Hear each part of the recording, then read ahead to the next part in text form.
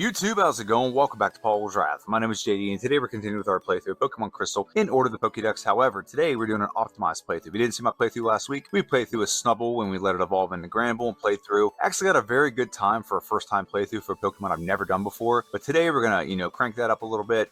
We're going to start out as Granbull. We're going to do an optimized playthrough. Let's go over the stats really quick of this Pokemon, and then we'll dive into the actual playthrough. HP is 90, attack is 120, defense is 75, special attack and special defense both 60, and speed is 45.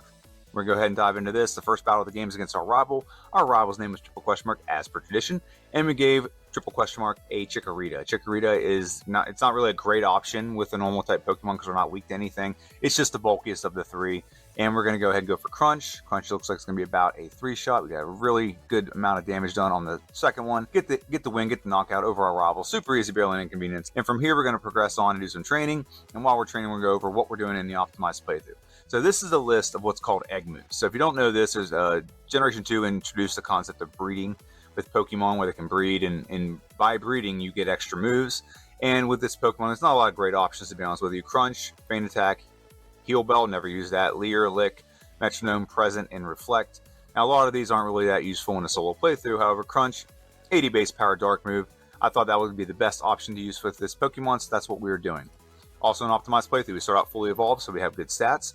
We are in the fast level up rate, which is good, because that means we're going to get levels very easy throughout the course of the playthrough. We don't have to worry about that. A lot of Pokemon in the that are pink are in the fast level up rate. I don't know why they did that, but it is. This Pokemon is normal type. In future generations, I believe this becomes fairy type, but fairy type did not exist in Generation 2, so we don't have to worry about that. And as we progress here, I'm going to go over one more thing with this. We do not have a hidden power with this Pokemon. There's no use for hidden power with this Pokemon.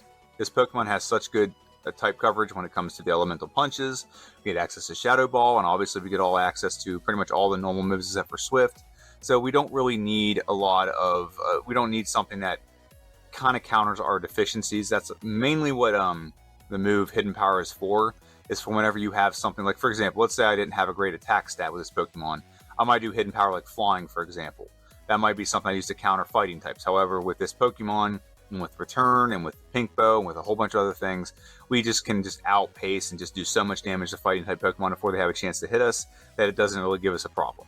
So that's the thing going on with this Pokemon. That's something with this Pokemon I did not expect. I did not expect how powerful this Pokemon was, and it does get a top tier playthrough. It has a top tier playthrough on its first playthrough, not much less this one. So you're going to see a good finish here. But we were finishing up with this Bug Keeper here. I'm sorry, Bird Keeper. It's not Bug Keepers. There's Bug Catchers and Bird Keepers.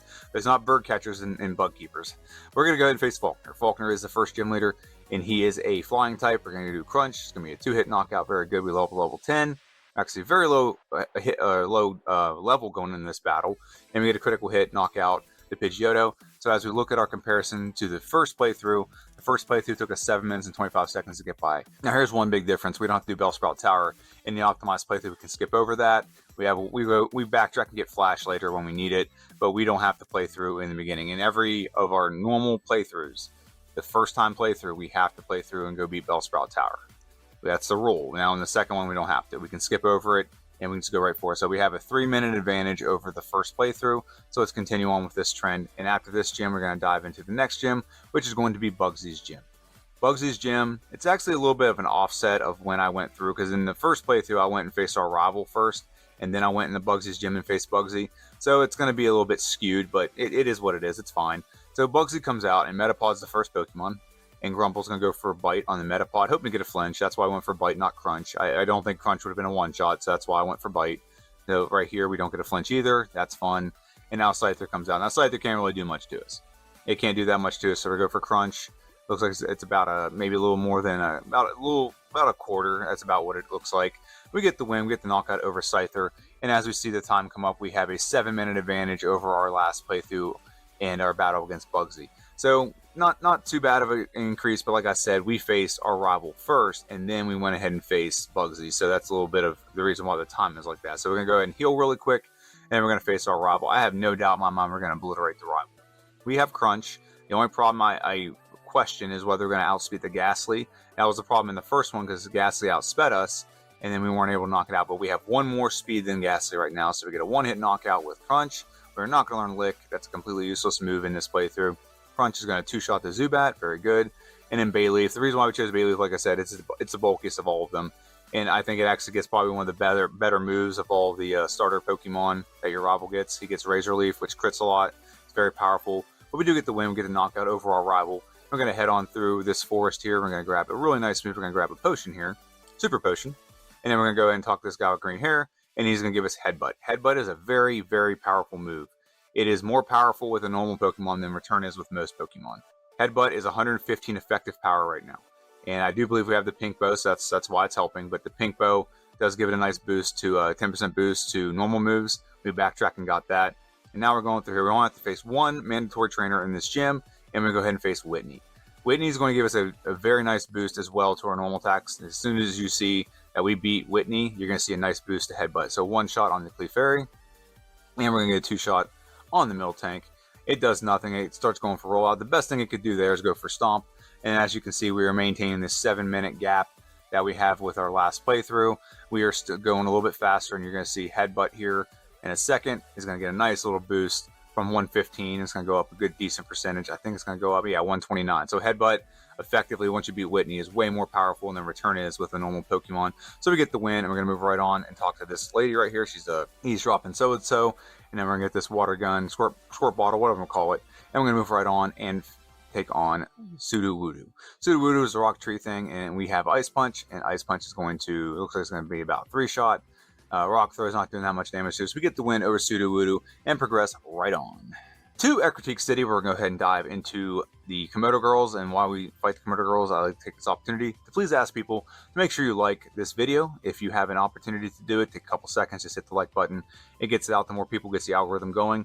And if you have more opportunity and you're watching this and you enjoy this video and you like get it out to more people as well, if you comment, it actually is like liking, but times 10. It gets it out to more people, gets the algorithm going. I don't know how the algorithm works, but I know that liking and commenting really do help it out. Even when I comment on my own videos, it helps it out somehow.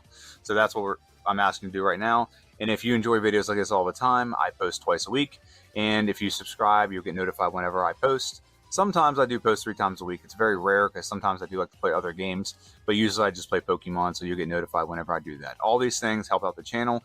I'm up to 626 subscribers, which is pretty good, but I'm really trying to get to 1,000, and any kind of help you can give me would be much appreciated. But now we're diving into the Burned Mansion where we're going to face our rival. Our rival does not have any chance at all in this battle. We have Crunch, is going to one-shot the Haunter, very good. Magnemite comes out next. We're going to go for Mud Slap on the Magnemite. It's 4 times effective. Very good. Gets the knockout. Zubat comes out. We're not going to use Mud Slap on the Zubat. We're going to go for Headbutt.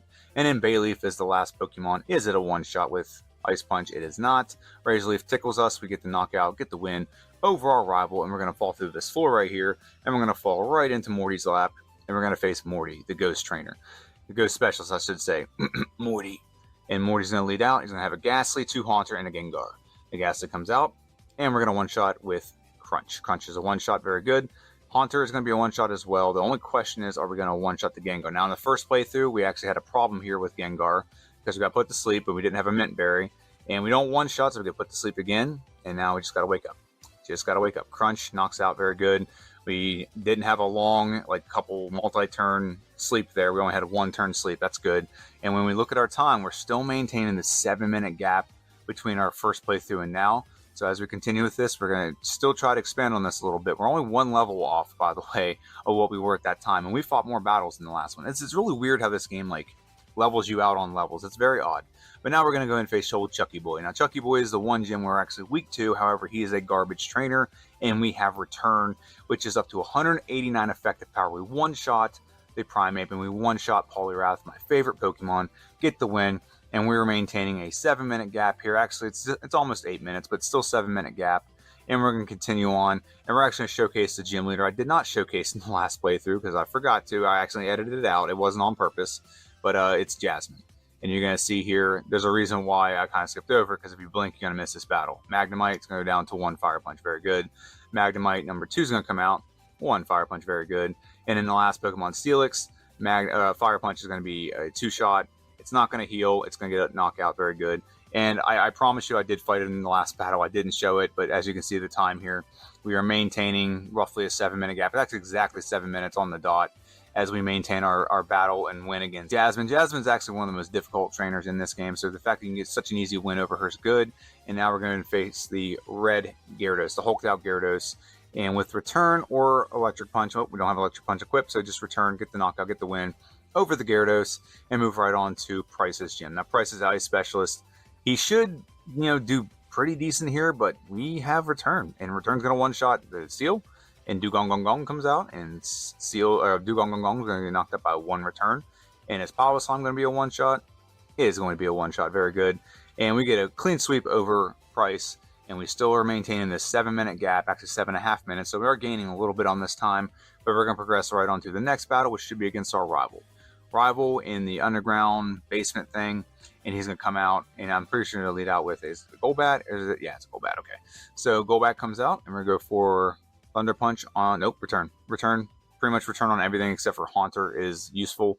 And we go for Thunder Punch just to be safe. Fire Punch just to be safe on the Magnemite. Haunter comes out, we'll go for Thunder Punch on the Haunter. It's a 2-shot, very good. And then Sneasel comes out next. Sneasel, Pleasel. Fire Punch or return with 1-shot, very good. And Meganium comes out. I think Meganium could tank whatever we give. So actually critical hit and 1-shots to Meganium, so that's good. Get a clean sweep over our rival. And that's going to progress us right on to Claire. This is part of our rival sandwich, where we go from rival to Claire, and then Claire to our rival. Claire comes out. We do have Ice Punch, but we go for return on all of our Pokemon. Return's so much more powerful. Even though Dragonair is weak to Ice Punch, Return is still the more powerful of our moves. And Return also goes off our physical attack stat, which is 184, and which our special attack is 117. So it's not bad, but Return's still the better option of the two. We do not learn Takedown. We beat Claire, and look at our time right here. We are just about at a 9-minute gap right now. So we gained 2 more minutes. We're at a 9-minute gap. We'll see if this progresses as we continue on to our rival and then on to the Elite Four. The next battle of the game is going to be against our rival. Like I said, our rival, Claire rival sandwich, and here's our rival battle. We're going to save real quick. You never know. You just don't want to, get stuck here and have to go all the way back and then backtrack. That really could kill some time. And now we're facing our rival. Rival comes out with Sneasel. Sneasel, please, we're going to go down to 1 return. Very good. Next Pokemon to come out should be Golbat, if it stays in order. Sometimes it mixes it up, but usually it stays in order. Golbat comes out next. You should just go for return. Return on him. Very good. The only mix-up we want to do here, Magneton, Fire Punch on the Magneton, very good. And now we have Haunter come out. Now, we don't have a great move for Haunter because we've removed any of the good moves we have. We still have Shadow Ball we haven't equipped yet. We're going to equip that for the Elite Four. But 1-shot, we're going to 1-shot with Kadabra, very good. And the last Pokemon Meganium, is it a 1-shot? It is a 1-shot. So we get a very convincing, very easy win over our rival. And we're going to look at it here. Are we maintaining this gap? We have a 10-minute gap. We actually have a 9-minute, 55-second gap is what we're maintaining here. So that's very good. As we head into the Elite Four, we're in such a good place, such a good time, that we're going to showcase that this Pokemon really is good whenever you just start the game with it, heading to the Elite Four. Now, I'm not going to pause here, I'm going to pause, but I'm not going to stop before I go into the Elite Four. Let me rephrase that and go over our moveset real quick. We have Return, Shadow Ball, Thunder Punch, and Ice Punch. Those are the 4 moves that are going in. We're not going to change these moves up as we go through the Elite Four.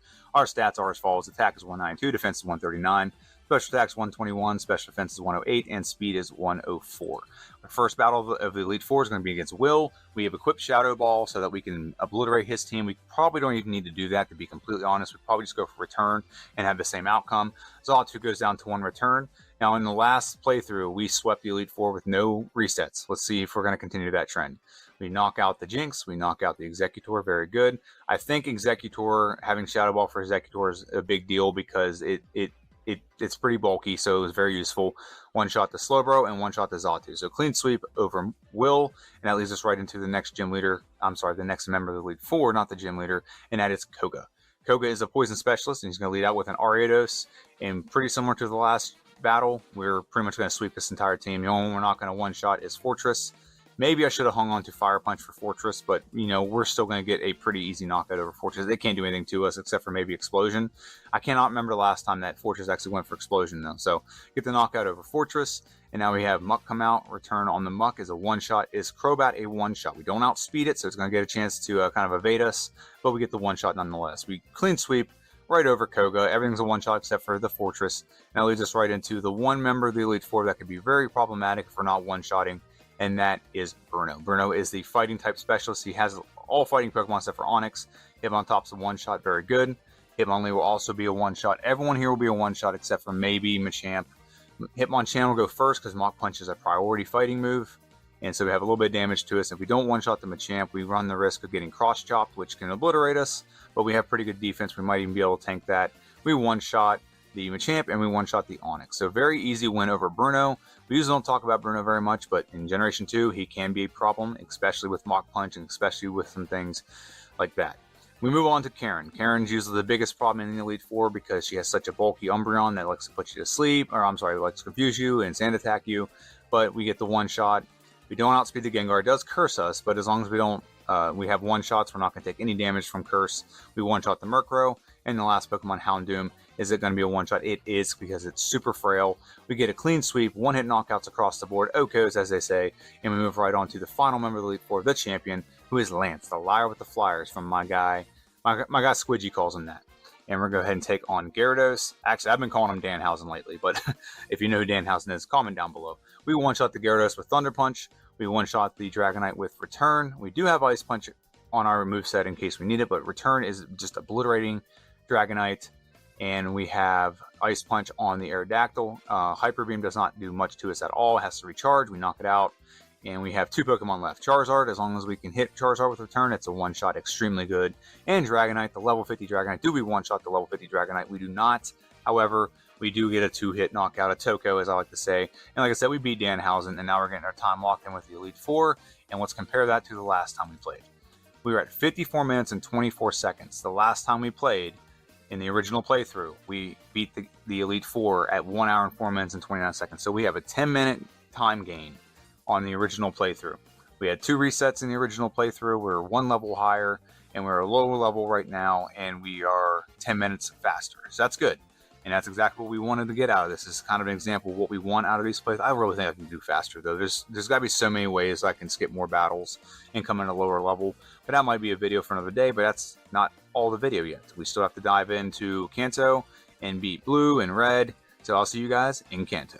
We are in Kanto, and I'm not going to go ahead and show you the battles with the other gym leaders. They're pretty much obsolete. They are all super easy to and inconvenience. They're really much redundant and tedious is the best way to put it. We're going to face Blue. Blue has a very balanced team, so he can be problematic. We go for Return on the Pidgeot. We go for Return on the Alakazam. One-shots across the board so far is right on a one-hit knockout. It is an Oko with Ice Punch. Very good. We have another Pokemon, Gyarados. Is it going to be a one-shot with him? It is going to be a one-shot. Thunder Punch is super effective, 4 times effective to be exact. We were so confident going into the Kanto region. I didn't even add Thunderbolt. You have the opportunity to learn Thunderbolt from a tutor, but we don't have to learn that. And Return is going to be a one-shot on the Arcanine. We get a very easy, very clean sweep over Blue. And as you can see, we are maintaining just about an 11-minute gap between our last playthrough. So that's very good. We do have less resets at this point, but we're going to move right on to the next battle of the game, the final battle of the game, the hardest trainer in the game, which is Red. And Red, we're going to come in, and we're actually going to get a very solid attempt on the first playthrough. It's just a little bit of RNG, and we would win this. So we go for Curse on the Pikachu. And Curse is going to up our attack and defense by 2 stages. And Pikachu is not the one you want to set up on. Pikachu can go for Charm and drop your attack stat by 2 stages. He can also go for Thunder and paralyze you. You also want to make sure you knock out the Espeon. Espeon, Psychic's not really the worst thing. It can lower your special defense, but the worst thing it can do for you here is Reflect. Whereas right now we're in a spot where if we just hit every one of these last 2 Pokemon, every one of these last few Pokemon I should say, we're going to one-shot. And we one-shot the Charizard here. If we get a Quick Claw activation, we would have knocked this Pokemon out and had a 1 hour and 13-minute run. And we don't get that. And that's kind of the one problem with this Pokemon is we got to have a little bit of RNG. When you're relying on the Quick Claw activation, that is RNG based. That is not a strategy. That is a winning strategy. That is a luck-based strategy, which you kind of don't have a choice of this Pokemon. And we're going to take another reset here. And like I said, Pikachu is not the Pokemon you want to set up on. You want to be able to knock out the Pikachu and move right on. You want to be able to knock out the Espeon and move right on. Those are the 2 problematic Pokemon. You also don't want Venusaur to have multiple turns because Venusaur can go for Sunny Day. And Sunny Day will set up the sun, whereas Solar Beam can hit you every turn, and that's not super bad, but you really don't want that. But Charizard can go for Flamethrower and have a super effective Flamethrower because it always comes out after the Venusaur. So we do knock out the Snorlax in 1 hit, and Venusaur comes out. Return's going to one-shot the Venusaur, very good. But like I said, if we don't outspeed the Charizard, we're going to lose. Flamethrower knocks us out. And we're going to take another reset. We have a handful of resets here. A bunch of them are fast because we get paralyzed or we get charmed. So there's kind of no point in continuing with the battle. Just go ahead and take a quick reset. Like right here, get paralyzed. No point in trying to work this battle out. Maybe if we have Return, and we just got rid of Thunder Punch, maybe, or I'm not return, I'm sorry, rest. Maybe if we had rest, we might take a chance of going for a rest and then recovering from it. But it just gives Pikachu more opportunities to go for Charm and then paralyze you again. So it's not worth it. So if you don't get the right RNG on the first 2 Pokemon, you just might as well progress. And right here, we are still +1. Now, I think Espeon went for Reflect. That's why we didn't get the one-shot there. So that's what you don't want. And then, if you're not one-shotting, this is what happens. Venusaur, you go for Synthesis, it recovers its health, which is fine because it's just eating up the turns that's going to take to go for like Solar Sunny Day and things like that, which is fine. But we're gonna get the knockout here, and Sunny Day's up, and guess what happens with Charizard? He's gonna obliterate us with Flamethrower. Probably could have beat us from like full health if we had full health and still hit us with that Flamethrower with the Sun out. But now we're almost at the point where we're gonna showcase the final battle. We do still one shot. However, we got Charm there, so there's no point in continuing. We'd have to use at least 2 curses just to counter the Charm. So we get paralyzed. We take a quick reset, and I'm confident right now that the 8th reset is the final one, so we're going to see the actual end result in the final battle against this trainer. Pikachu's a one-shot, Shadow Ball is a one-shot on the Espeon, 2 Okos back-to-back. Snorlax comes out. We do hit Snorlax with a return, and he's going to go for rest, and this is the perfect time to set up Curse. 1, and maybe 1 more Curse because he's asleep. The only thing it really do to us right now is hit us with Snore. Okay, we just took 1 Curse there, so that's good. We still have boosted stats. We still have a very powerful return. One shot on the Venusaur, even if it goes for Sunny Day. As long as we get the good Quick Claw activation, we can knock out here. Actually, we don't, but we do tank a Flamethrower, one shot on the Charizard. And if we get a Quick Claw activation, we win. We do. We get the knockout, get the win over Blastoise. I think we could have tanked a Surf and a Blizzard because the sun was out. So I think we would have had not taken that much damage at all. But as you compare this to the original playthrough, we were about 9 minutes faster than the original playthrough, so not too bad. Now, in the original playthrough, with the first time playthrough with the Pokemon I've never played through before, I've never used Snubbull in my life, never used Granbull, never. This Pokemon ended up getting 8th on our leaderboard. So as you look at this, Granbull / Snubbull is sitting on 8th place in the C tier in a sub 90-minute run. This Pokemon, like I said, had a solid run in the first playthrough, 88 minutes and 53 seconds. That's very good for a first playthrough. That's actually for any playthrough, that's excellent. Because even with that first playthrough, it put it in 8th place. And we've played through, God, it's like almost over 30 Pokemon at this point. Yep, over 30 Pokemon. And it put it in 8th place. Normal Pokemon have a huge advantage in Generation 2 just because your attack stat gets boosted after the first gym. And after the third gym, you get your normal type moves boosted. Plus, you can backtrack and get the Pink Boost. So, big advantage for this Pokemon. But here's where it ranks now after this playthrough. This puts this Pokemon in 2nd place. And honestly, I'm not going to do this anytime soon, but honestly, I think this Pokemon could have a drastic improvement on its time by just being able to find ways to eliminate more battles. That's the problem in this game, is I've noticed that even there's just so many spinners and so many random encounters you can take on that even whenever you skip over, like for example, we skip over Bellsprout Tower and we're like 5 levels lower than we were going into Faulkner, somehow it levels out. And it levels out because you're running into these random encounters that you wouldn't run into in the first playthrough. You got the luck where you didn't encounter them. And in the second playthrough, you're getting those encounters. Like, for example, when you go from Goldenrod City to Union Park, like, there's battles in there. Like, I've gone through there and not got any battles, and then gone through there and got hit by all the spinners that are available there. So that's just the thing with this game. It's not so much the problem with the Pokemon, it's the problem with the game, is you have all these random encounters that you can have that you can avoid in one playthrough, and in the next playthrough, you'll get them all. And the one you want to get them all is the one you don't, because you're fully evolved and you don't need all that stuff. But Granbull, nonetheless, with a 77-minute and 31-second run, puts this Pokemon in 2nd place. It has 8 resets, so I think, like I said, it can be cleaned up a little bit, and it puts it right in front of for Alligator. For Alligator, 78 minutes 35 seconds, so it's a full minute faster. And it had 8 resets. If we'd had that first battle come through and go well, we'd have been right up there with Giraffe. That first battle where we just didn't get the RNG and knock out the Blastoise, it could have been such a great battle. But nonetheless, this Pokemon is solid, and I'm excited about maybe a possibility of doing a 3rd playthrough with this Pokemon. That's going to be a future thing, though. Next week, I believe we're playing through with Quillfish. Quillfish is a water poison type. It's the water poison type of Generation 2. Generation 1 had a water poison type that was Tentacool, and this is Quillfish. Now, Quillfish does not evolve in this generation. I don't know. Does it evolve in any generation? I'm not that up on future generations, whether it gets one or not. But I know it's unique, and I know it has a lot of things going for it. I know it has some really nice things going for it on the optimized playthrough, but we'll talk about that when the optimized playthrough happens. Let me know what you guys think in the comment section down below about this video. Let me know about this Pokemon, anything you can suggest about playthroughs going forward. I'm all ears. I usually reply back to every comment, so let me know what you think. And then Friday, we have a playthrough of Pokemon Blue, part of our Rock-type challenge. Figure who the best Rock-type Pokemon is in Generation 1 Pokemon Blue. We are playing through with Rhydon, and it's a solid playthrough. I'm not going to lie, no pun intended on the Rock-type thing, but it's a good playthrough. I can't wait to do it. I can't wait to showcase it for you guys. Rhydon, a long time ago, I did a versus series with Rhydon and Golem. And in that series, Rhydon beat the game in an hour and Golem beat the game in an hour and 8 minutes, and Rhydon beat the game in an hour and 11 minutes. And I got to say, Golem had a really good improvement on that time. And just letting you know that Rhydon had a good improvement on that time as well. So I'm excited for you guys to see that. Let me know what you think in the comment section down below. Don't forget to like, don't forget to comment, don't forget to subscribe, and maybe even share this to your friends if they like Pokemon videos as well. You guys have a good one, and I'll see you next time.